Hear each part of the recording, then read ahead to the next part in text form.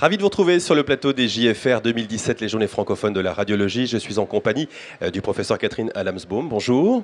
Bonjour. Vous êtes chef de service de radiologie pédiatrique à l'hôpital Bicêtre et également expert auprès de la Cour d'appel de Paris et de la Cour de cassation. Et j'aimerais qu'on revienne avec vous de façon plus approfondie sur la maltraitance du nourrisson et le rôle du radiologue dans le diagnostic jusqu'à l'expertise médico-légale.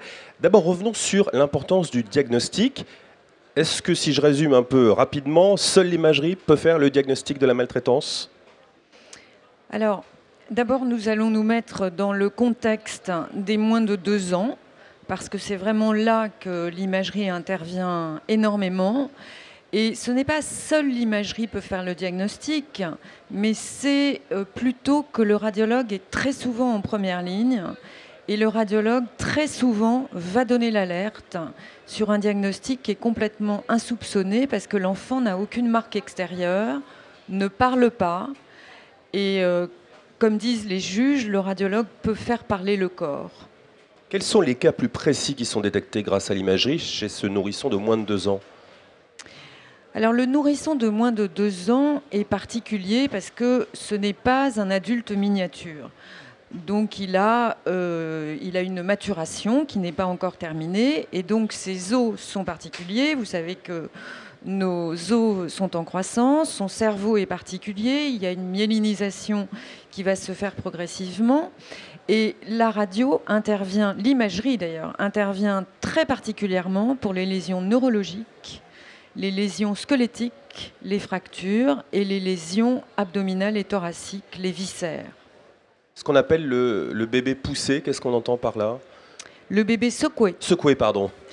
Le bébé secoué, c'est une forme de maltraitance particulière qui consiste en des secouements extrêmement violents. On est très très loin du jeu, c'est absolument pas un jeu. Ce sont des secouements qui sont définis comme tellement violents qu'un observateur extérieur comprend qu'ils sont susceptibles de tuer l'enfant. C'est la définition même de l'Académie américaine de pédiatrie.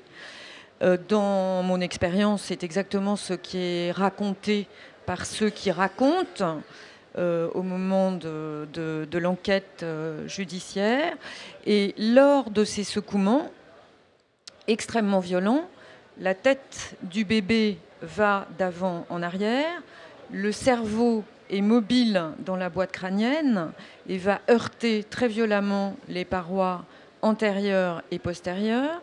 Et surtout, les veines qui sont tendues transversalement au sommet du crâne, dans la boîte crânienne, ne supportent pas ce mouvement de décélération très violent d'avant en arrière, vont se rompre et il va y avoir un saignement en nappe tout autour du cerveau qu'on appelle l'hématome sous-dural.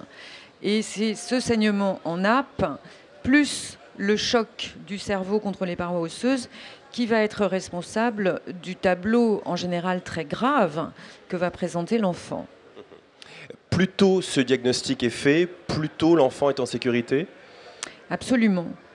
Et c'est pour ça que c'est un sujet qui nous tient à cœur, à nous, les radiologues spécialisés en imagerie pédiatrique, et particulièrement à moi-même, parce que je me suis beaucoup investie sur le sujet. On sait, d'après les déclarations judiciaires, et j'ai eu l'opportunité d'y avoir accès comme expert, on sait ce qui se passe.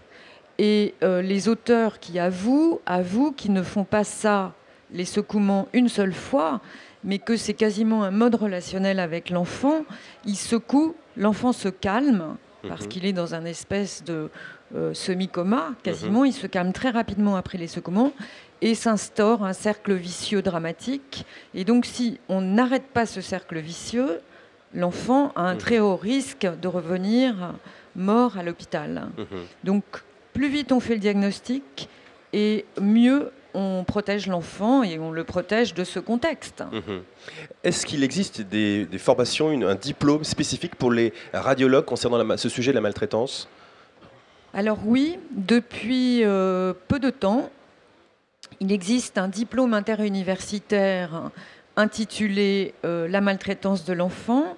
C'est un diplôme qui réunit des professionnels d'horizons très divers, qui est piloté par des radiologues, dont moi-même, puisqu'il a pris naissance à Bicêtre et à la faculté Paris-Sud, et il est actuellement à Paris-Sud, mais interviennent des psychiatres, des magistrats, des pédiatres impliqués particulièrement dans ce domaine, des administrateurs ad hoc, des gens de la cellule d'information préoccupante, et c'est un terrain d'échange très intéressant. C'est un diplôme qui se fait en 2 ans.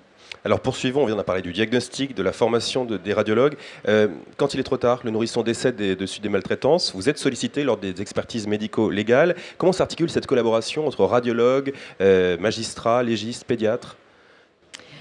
Alors nous sommes sollicités, bien sûr, pas seulement quand le nourrisson est décédé. Nous sommes sollicités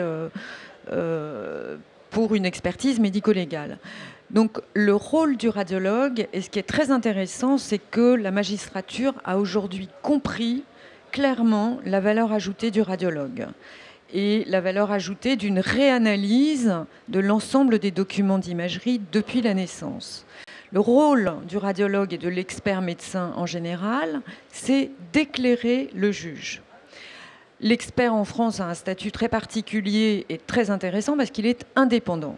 Il n'est pas payé par aucune des parties, et donc il a le rôle unique et complètement exclusif de répondre aux questions du magistrat. Donc ces questions, ça peut être décrivez les lésions dont est victime l'enfant, ça peut être quelle est la datation possible de ce qui est arrivé, ça peut être quelles vont être les séquelles, ça peut être est-ce qu'un enfant peut être responsable des lésions infligées, observées, ça peut être des questions de ce type.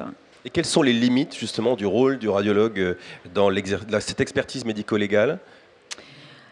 Les limites sont de ne pas aller plus loin que ce que le radiologue sait et peut dire. C'est-à-dire qu'on ne peut pas répondre aux questions cliniques, il faut un clinicien, c'est pour ça d'ailleurs que souvent il y a un collège d'experts. On ne peut pas répondre tout seul précisément sur le moment où sont survenues ces lésions infligées. Par contre, on peut aller un petit peu plus loin avec nos collègues pédiatres.